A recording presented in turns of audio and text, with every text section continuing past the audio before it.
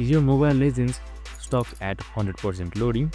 Well, no worries. In this video, I'm going to show you an easy step-by-step guide on how you can fix it. It's super simple and under a minute, so let's get straight to it. Now, sometimes your Mobile Legends can be stuck simply because of higher cache or just temporary memory. So first things first, you can just simply force close your Mobile Legends by closing it from the background apps and then just reopening it again.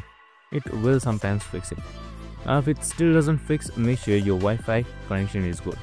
So if your Wi-Fi connection is not stable, it might also get stuck sometimes. Next, clear out your cache. Just simply hold on to your game icon, head towards its app settings, and on the bottom right side, just simply select clear data. Now once you've selected clear data, just simply select clear cache right here. Select OK and any junk files should be removed.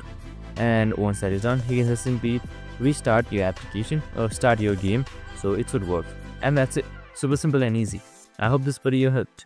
If it did, make sure to like, subscribe and join in with us for more of these videos. See you in the next one.